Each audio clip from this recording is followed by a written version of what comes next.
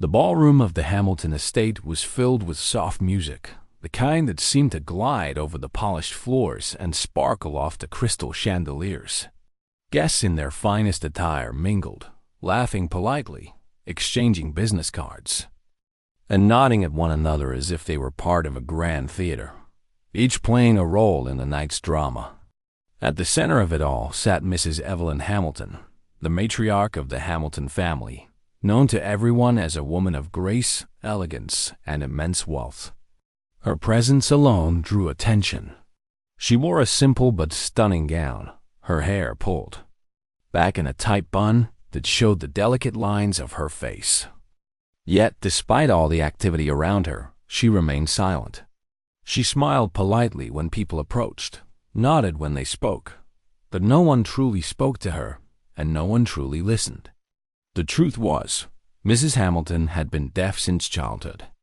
Most people forgot or ignored that fact, and so, in the midst of all this grandeur, she sat quietly, her eyes flicking from one face to another, watching the world move around her in ways she could never fully join. In a quieter corner of the room, working diligently yet unnoticed, was Maria, a maid who had served the Hamilton family for many years.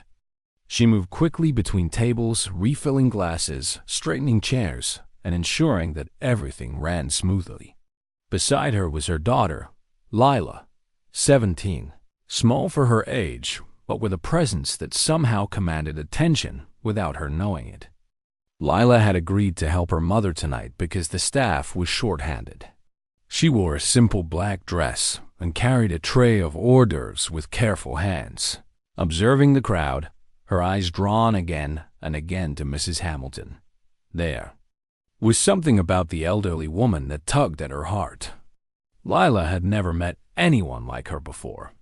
In a room full of millionaires, socialites, and investors, Mrs. Hamilton seemed both part of the world and completely apart from it.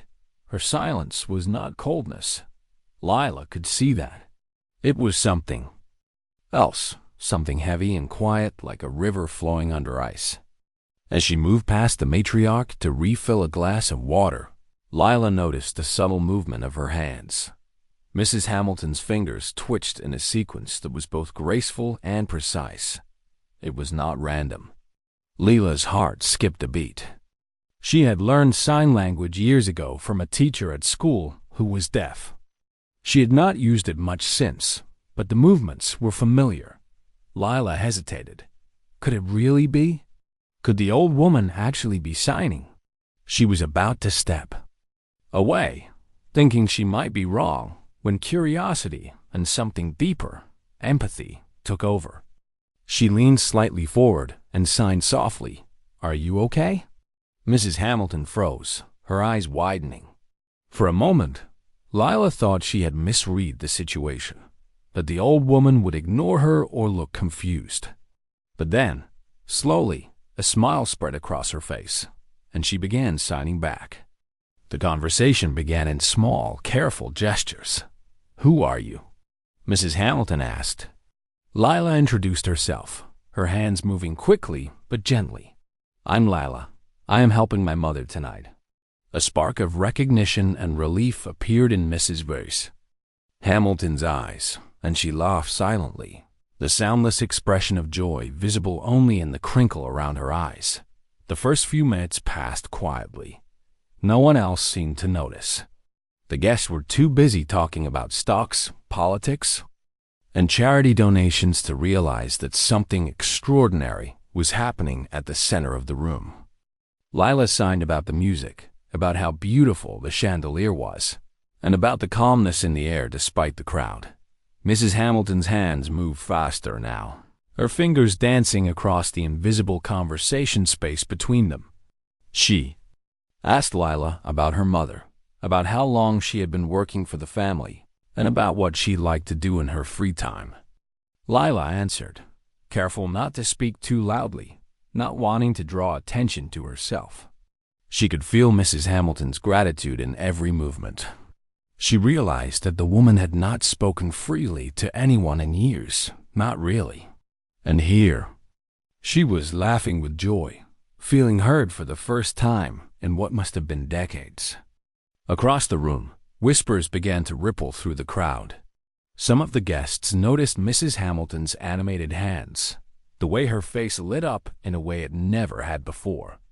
Some of the younger socialites began to record on their phones, curiosity and excitement sparkling in their eyes. Richard Hamilton, the billionaire's son, had been giving a small speech to a group of investors when he caught sight of the scene. He frowned slightly, confused. He had never seen his mother respond like this to anyone. Usually, she would smile politely, nodding to each greeting, but never engage. And now, here she was, moving her hands so fast and laughing silently. Something was happening that Richard could not understand, and it made him pause mid-sentence. Lila, unaware of the attention she was drawing, continued her conversation with Mrs. Boyce Hamilton. She asked about the charities the family supported and about the guests she had noticed in the room.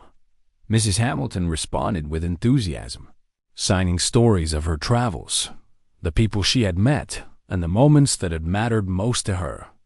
Lila laughed silently, signing jokes and small stories from her own life, careful to make the old woman smile. Each response, each gesture, built a bridge that no one else in the room could see. In that moment, the two of them were alone together, connected by hands, eyes, and understanding, while the rest of the world faded into the background. Then, the moment arrived that changed everything. Richard, now fully aware that people were watching, stepped toward them. He approached politely, assuming that Lila had helped his mother in some simple way. "Thank you," he said. "I appreciate your help." But Mrs. Hamilton had more to say, and she said it quickly, urgently, with her hands flying faster than ever. The interpreter, noticing the urgency, rushed to translate. "She spoke to me. She understands me. You don't." The room went silent. Gasps passed from table to table. The whispers of admiration and surprise filled the air. Lila froze, unsure of what she had done wrong or right. But Mrs. Hamilton held her hand tightly, her eyes glistening. The message was clear. In that instant, Lila had achieved something that no one else had managed in years. She had broken through the walls of silence surrounding the elderly woman, and she had done it with kindness, empathy, and courage. Some guests began to approach cautiously, but Mrs. Hamilton shook her head, gently pushing them back. This was her moment, and Lila was the person she had chosen to share it with. The old woman's laughter, still silent, was bright and warm, and it filled the corners of the room with a kind of magic that money could not buy. Even the staff paused, trays in hand, marveling at the connection between the young girl and the billionaire matriarch. Lila felt a mixture of pride and humility. She had not intended to make such an impact. She had only wanted to be kind and to acknowledge the loneliness she sensed in Mrs. Hamilton.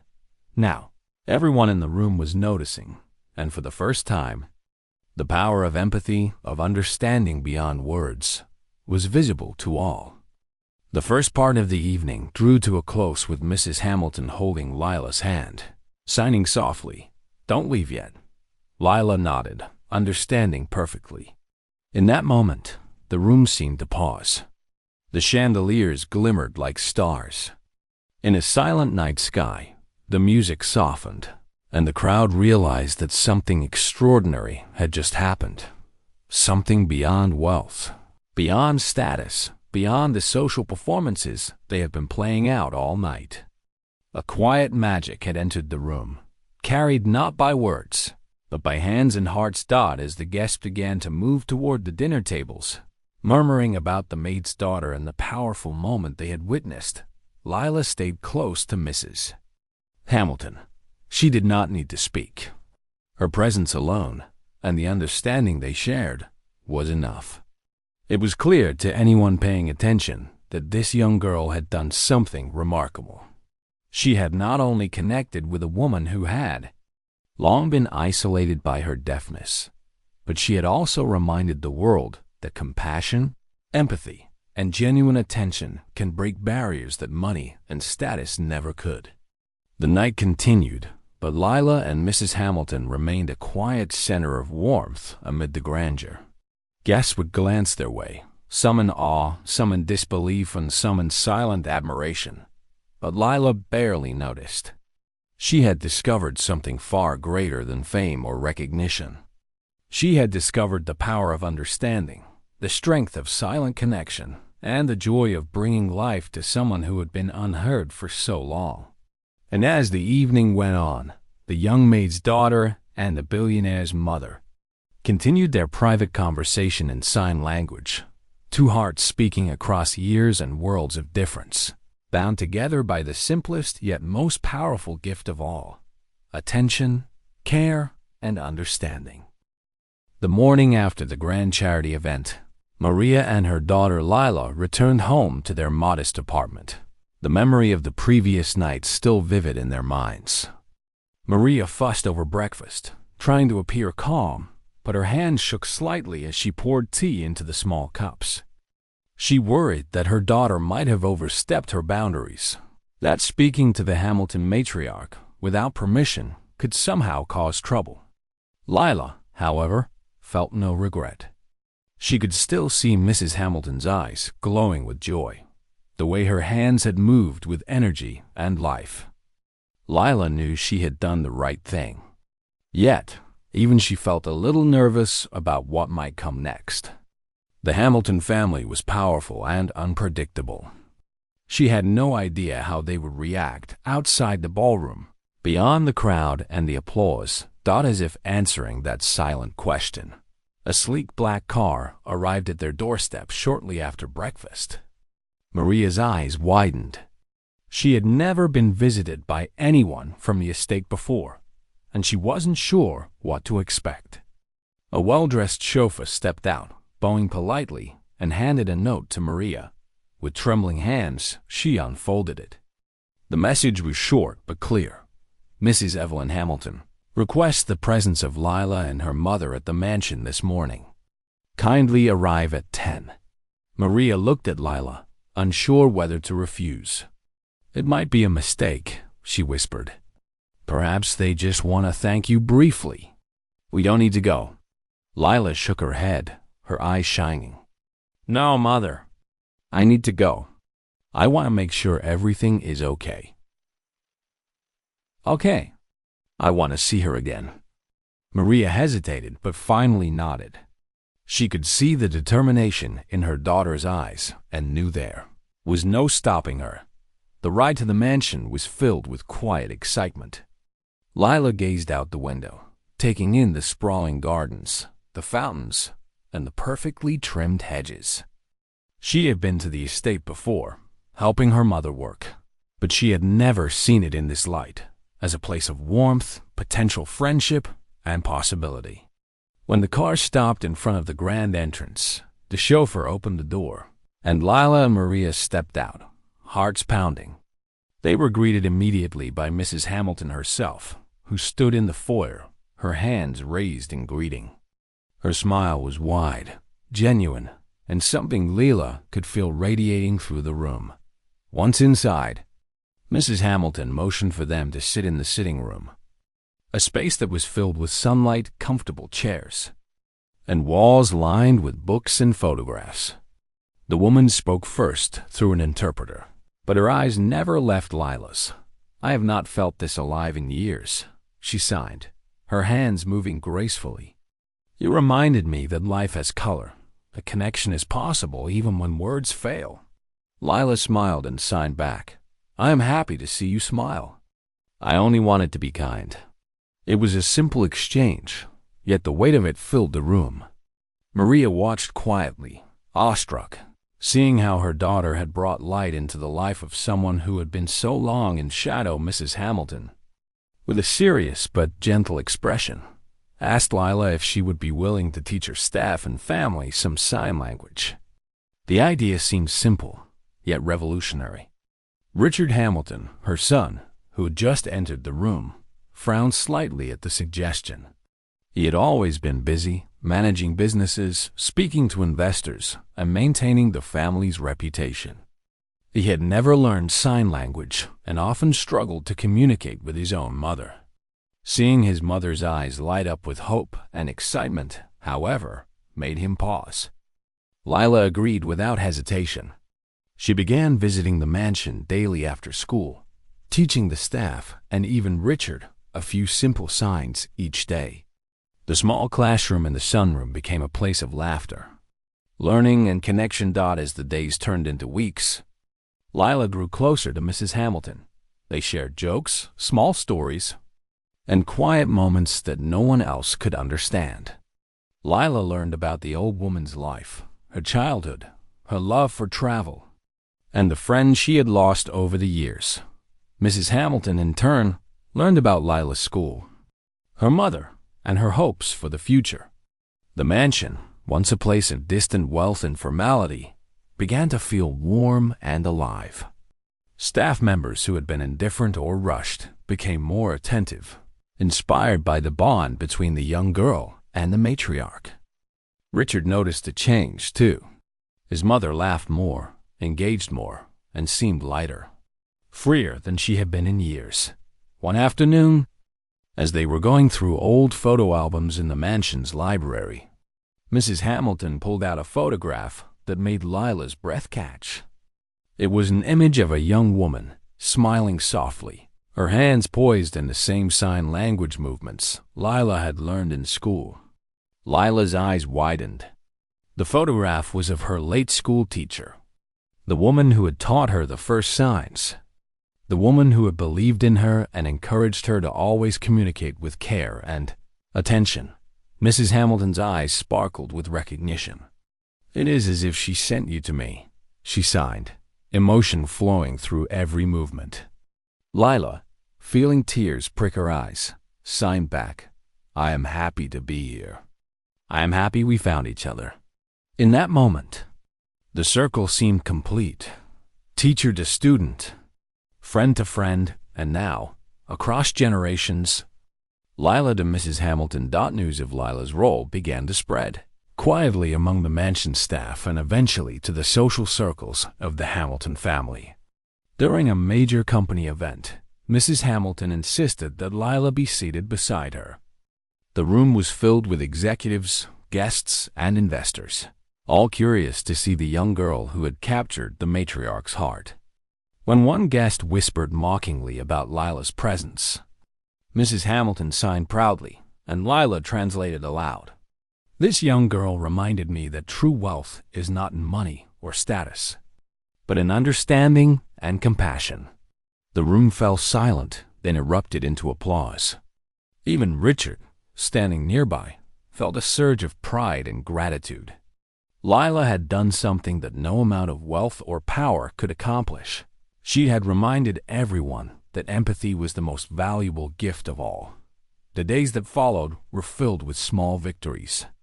Maria was offered a permanent senior position at the mansion, her years of loyal service finally recognized. Lila received a scholarship through the Hamilton Foundation to study communication and language therapy, a dream she had never dared to imagine. She continued to visit Mrs. Hamilton, teaching sign language, sharing stories, and learning about life, love, and resilience. The bond between the two grew stronger, a bridge between generations, between silence and sound, between isolation and connection. One evening, as the sun dipped behind the hills and the mansion glowed softly in the golden light, Mrs. Hamilton signed quietly to Lila, "You gave me my voice back." Lila's fingers moved swiftly in response. "You gave me my courage." They embraced in a silent hug, a hug that carried decades of loneliness, years of waiting, and the promise of a bright, connected future. Around them, the mansion was calm, the staff quiet, and the world outside seemed to slow, giving them a moment of perfect peace. In that embrace, the room was no longer a place of wealth and power, but a sanctuary of understanding, of love, and of the magic that comes when one person truly sees another. The story of Lila and Mrs. Hamilton became known quietly, shared among friends, family, and staff. A tale of compassion that transcended wealth, status, and age. Lila's life had changed in ways she never imagined. She had found purpose, recognition, and a deep, meaningful connection that would last her lifetime.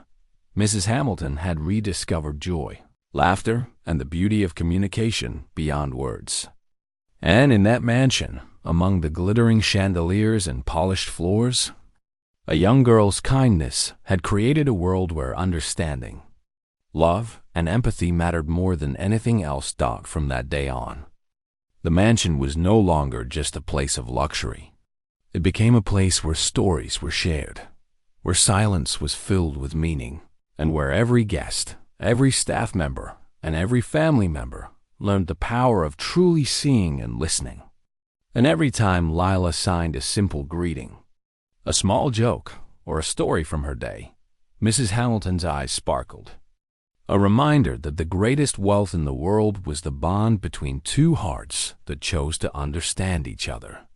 That bond, born from courage and kindness, would continue to inspire everyone who witnessed it for years to come.